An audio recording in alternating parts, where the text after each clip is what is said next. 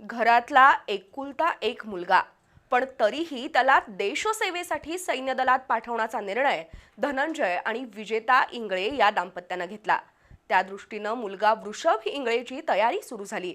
बीटेकचं शिक्षण घेऊन वृषभनं यूपीएससीच्या माध्यमातून परीक्षा देण्यास सुरुवात केली।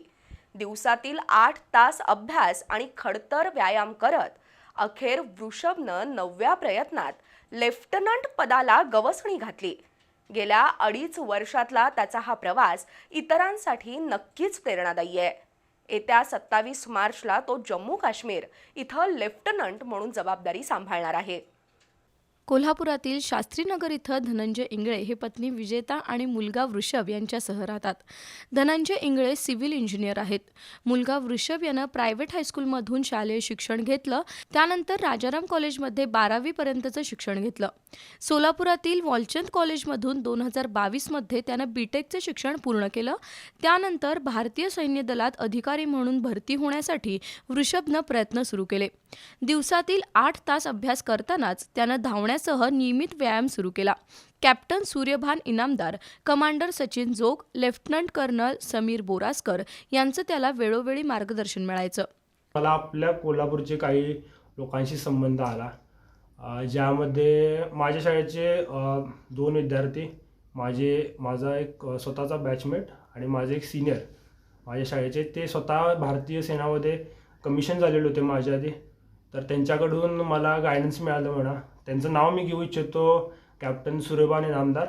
आता ते मेजर आहेत, मेजर सूर्यभान इनामदार, आणि ते माझ्या शाळेचेच विद्यार्थी आणि अनेक माझे मित्रच, माझे बॅचमेट कॅप्टन सौमित्र गोलवलकर, यांच्याकडून एक मला कायम एक थोड्या प्रमाणात हेल्प आणि गायडन्स दिलं गेलं आणि कायम एक त्यांची मदत असायची माझ्यासाठी। तर ती एक गोष्ट। जिद्द आणि आत्मविश्वास या गुणांच्या बळावर वृषभनं यूपीएससीची परीक्षा आणि मुलाखती दिल्या। अखेर 9व्या प्रयत्नात वृषभ इंगळेला यश आलं। ऑक्टोबर 2024 मध्ये वृषभ 374 रँकनं उत्तीर्ण झाला। इंडियन आर्मीच्या कोर ऑफ आर्टिलरीमध्ये त्याची लेफ्टनंट पदावर भरती झाली। 27 मार्च 2025ला त्याची चेन्नई इथल्या ऑफिसर ट्रेनिंग अकॅडमीमध्ये निवड झाली।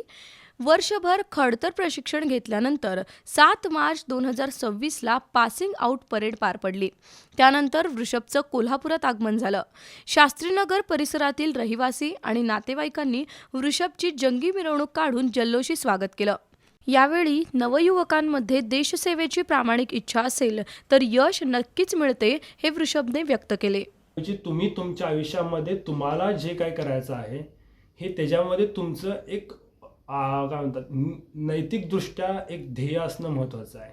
त्याच्यामध्ये कोणत्याही प्रकारचा आर्थिक किंवा एक पदावर मिळणारा जो मान गौरव सन्मान जो आहे, याच्याकडे न बघता त्या पदावर गेल्यानंतर आपण आपल्या आयुष्यामध्ये काय फरक पडू शकतो आणि देशासाठी काय करू शकतो, ही जर भावना प्रत्येकानं जर आणली, तर मला असं वाटतं की जर तुमचे इंटेन्शन्स प्युअर असले कुठल्याही गोष्टीसाठी, तर तुम्हाला नक्कीच यश मिळतं। आणि एक देव पण बघत असतो की तुमची इंटेन्शन्स जर प्युअर असतील तर तुम्हाला त्यामध्ये यश मिळायला काही हरकत नाही। येत्या 27 मार्चला वृषभ इंगळेचं श्रीनगर इथं पोस्टिंग होणार आहे।